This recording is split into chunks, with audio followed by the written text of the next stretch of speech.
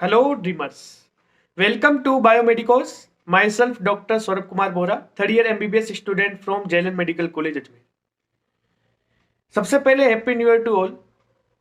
मैं बात करने वाला हूं आज जो राजस्थान की स्टेट काउंसलिंग है, जिसके भी रजिस्ट्रेशन हो गए हैं और जो provisional merit list WDP candidates, NRI defence, इन कैंडिडेट्स की जो लिस्ट आ चुकी है।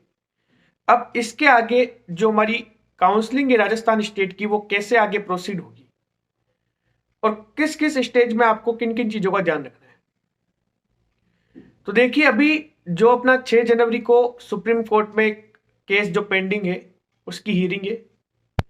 अब वो केस या तो 6 जनवरी को सोल्व हो जाए या फिर उसके आगे वापस उसकी डेट मिले कोर्ट के थ्रू, ये कुछ नहीं कह सकते अपन। लेकिन जिस भी दिन ये परमिशन मिल जाती है कि आप अपनी काउंसलिंग स्टार्ट कर सकते हैं ऑल इंडिया कोटे वाली जो MCC की है, तो ऑल इंडिया कोटे की काउंसलिंग स्टार्ट होने के तुरंत बाद जो अपने राजस्थान की जो काउंसलिंग अभी केवल रजिस्ट्रेशन और NRI डिफेंस कैंडिडेट्स के वेरिफिकेशन पे अभी अटकी हुई है, वो स्टार्ट होगी। और उसमें सबसे पहले क्या होगा कि आपकी जो कंबाइंड जितने भी रजिस्टर्ड कैंडिडेट्स है उन सबकी एक प्रोविजनल मेरिट लिस्ट जारी होगी, जिसमें आपको, जिसका आप सबसे बेसब्री से इंतजार कर रहे हैं, अपनी स्टेट रैंक जानने का आपको मौका मिलेगा। क्योंकि उसमें आपको आपकी स्टेट रैंक, आपके नीट के जो ID है, रोल नंबर है, सब कुछ मेंशन होगा। आपको अपनी स्टेट रैंक पता लग जाएगी। उसके एनालिसिस के बेस पे ही आपको ये पता लगेगा कि आपको राजस्थान स्टेट के थ्रू, स्टेट काउंसलिंग के थ्रू कौन सा कॉलेज मिलेगा। जैसे ही वो मेरिट लिस्ट पब्लिश होती है, उसके बाद आपको चॉइस फिलिंग का मौका दिया जाएगा। राउंड 1 की बात कर रहा हूं मैं, राजस्थान काउंसलिंग में चॉइस फिलिंग के बाद आपको 2 से 3 दिन का वो मौका मिलेगा। उसके बाद उसकी जो चॉइस आपने फिल करी है एक पर्टिकुलर सीक्वेंस में, मैं उस वक्त आपको ये बता भी दूंगा कि सीक्वेंस आपको क्या रखनी चाहिए जब ये चॉइस फिलिंग स्टार्ट होगी। उसके बाद वो ऑटो लॉक हो जाएगी चॉइस, और चॉइस लॉकिंग के बाद, जैसी चॉइस लॉक हो जाती है, उसके 2 से 3 दिन के बाद आपका जो फाइनल एप्लीकेशन फॉर्म है वो प्रिंट होना स्टार्ट हो जाएगा। और उसके जस्ट 2 से 3 दिन बाद आपका जो अलॉटमेंट रिजल्ट है वो पब्लिश होगा। पूरी एक PDF फॉर्म में वो पब्लिश होगा, जिसमें आपका नाम, आपके नीट का रोल नंबर, आपका फादर्स नेम, आपका ऑल इंडिया रैंक, आपकी स्टेट रैंक, को कौन से नंबर की चॉइस जो आपने फिल करी थी, और उस कॉलेज का नाम जो आपको अलॉट हुआ है, वो सब उसमें मेंशन होगा।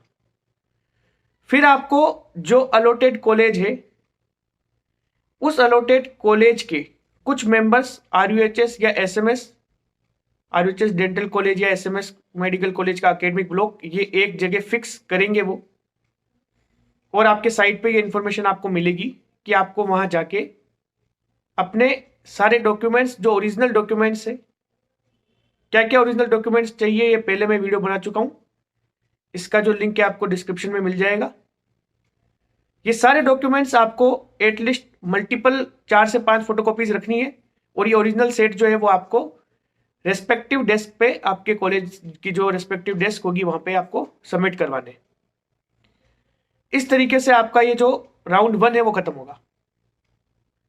फिर कुछ दिनों बाद जब राउंड 2 की काउंसलिंग स्टार्ट होगी, तो जो कैंडिडेट्स रजिस्ट्रेशन नहीं कर पाए थे या फ्रेश रजिस्ट्रेशन करना चाहते, उनको भी फिर से चांस मिलेगा, और जो पहले ही एक बार रजिस्ट्रेशन कर चुके हैं उन्हें फिर से करने की जरूरत नहीं रहेगी।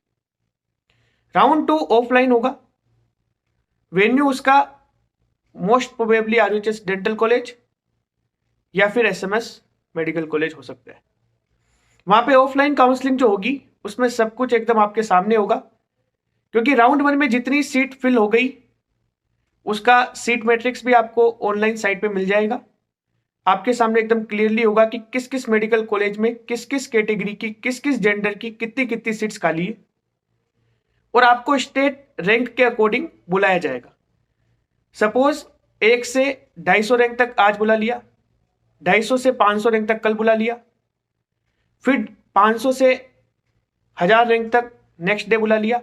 इस तरीके से आपको स्टेट रैंक वाइज अलग अलग डेज बुलाया जाएगा, और सब कुछ एकदम फेयरली होगा। आपके सामने आपको पता होगा कि कौन सी सीट आपको मिल सकती है, और वो आपको जो सीट मिलनी होगी आपकी रैंक पे मिल रही होगी वो आपको मिल जाएगी, और फ्रेश आपको उसी टाइम नया अलॉटमेंट लेटर वहीं से प्रिंट करके दिया जाएगा।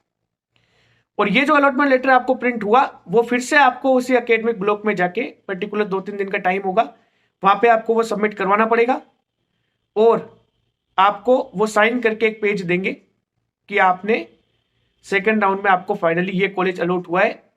और आपको जो फर्स्ट राउंड में जो भी कॉलेज अलॉट हुआ था, जहां आपने डॉक्यूमेंट और अपना डिमांड ड्राफ्ट, अपनी जो फीस थी उस कॉलेज की जो सबमिट करवाई थी, वो फिर से उस कॉलेज में रिटर्न हो जाएगी जो कॉलेज आपको राउंड 2 में मिला होगा। डॉक्यूमेंट सारे ट्रांसफर हो जाएंगे। अगर फीस ऐसा है कि सेम फीस है तो कोई दिक्कत नहीं है, अगर आपको कम या ज्यादा फीस होती है तो आपको जो डिफरेंस अमाउंट है उसका नया डीडी जमा करवाना पड़ेगा नए वाले कॉलेज, अलॉटेड कॉलेज की डेस्क पर। इस तरीके से राउंड 2 होगा। अब राउंड 2 के बाद होगा इसका मोपअप राउंड स्टेट का। मोपअप राउंड में भी आपको फ्रेश रजिस्ट्रेशन का चांस दिया जाएगा, लेकिन मोपअप राउंड भी ऑफलाइन होगा और आपको अपने डॉक्यूमेंट साथ में होने चाहिए।